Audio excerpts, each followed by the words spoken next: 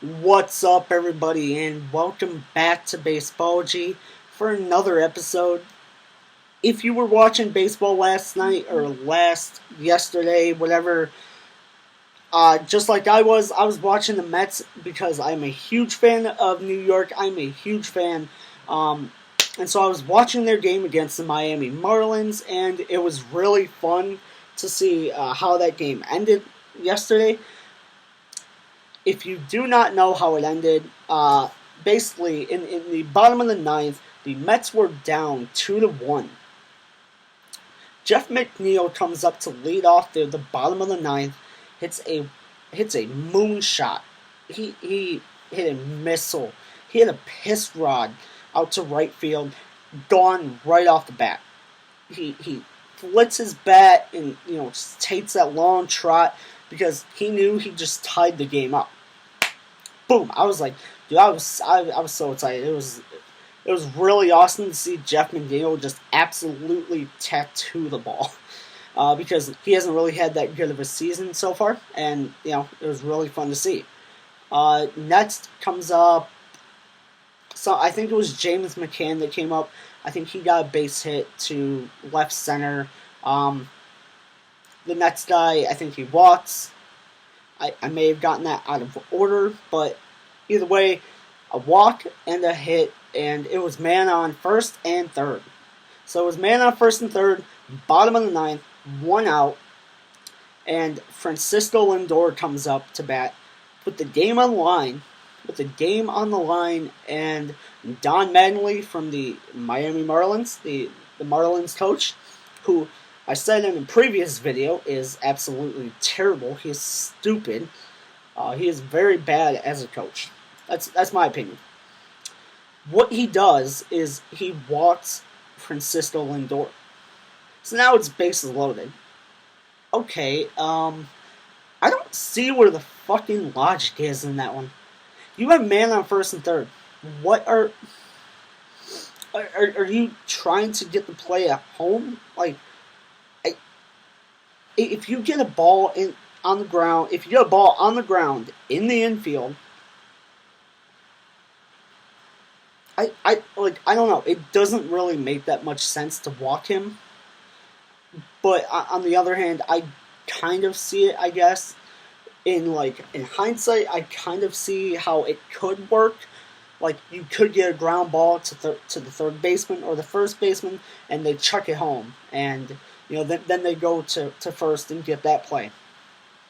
But then at that point, you could just as easily get a ground ball to short, flick it to second to first, boom, boom, 3 outs, right? And the game is still tied. They're going into the top of the 10th, and they have a chance to take the lead back, right?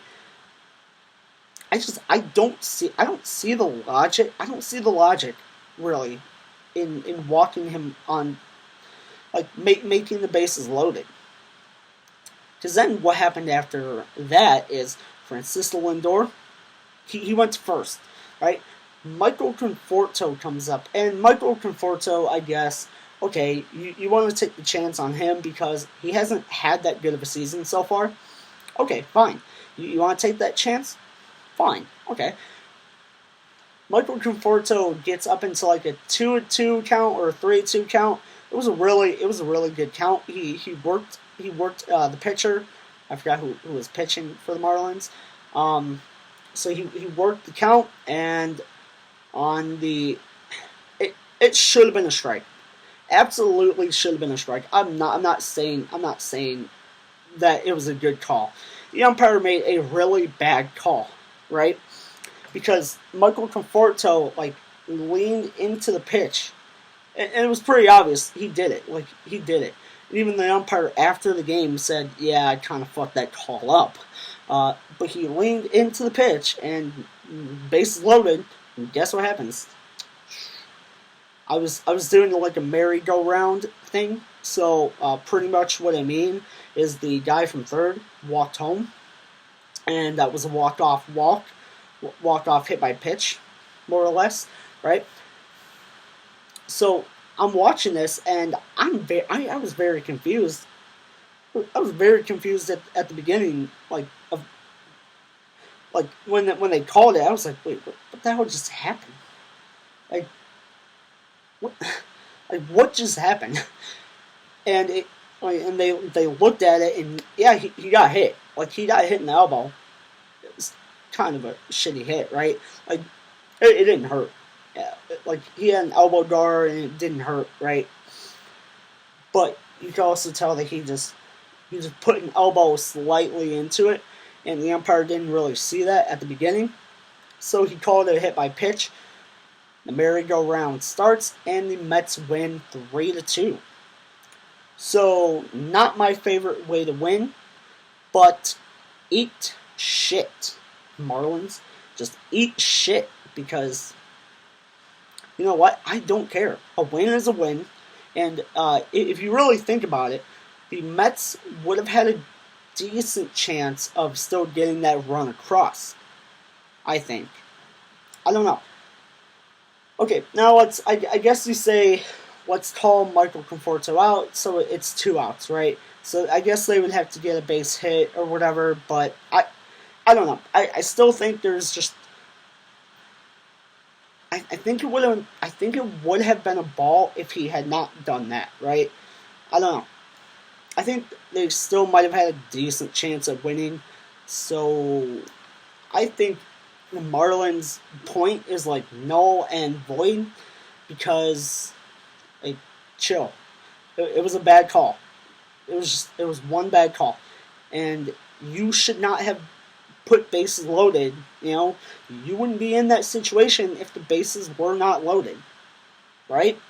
Like, tell your pitcher to be better. Tell your pitcher, be better, and don't put 3 guys on base. Well, I guess that other one was Don Mattingly that put Lindor on base, right? But that's it.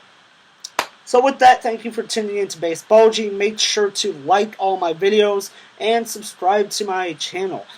Stay tuned for plenty of more content that is dropping shortly. Sorry I got really busy for a while, so yeah, my content was just... It's really been like 2 or almost 3 weeks since I put an actual video out. But basically, I'm dropping like 3 videos, or maybe 4 if I can. So I'm really excited because now I'm actually back into the swing of things, and I can get back into my YouTube channel. So with that, thank you for tuning in to Baseballogy, and I'm sorry this was a lot longer than I wanted it to be. So, peace.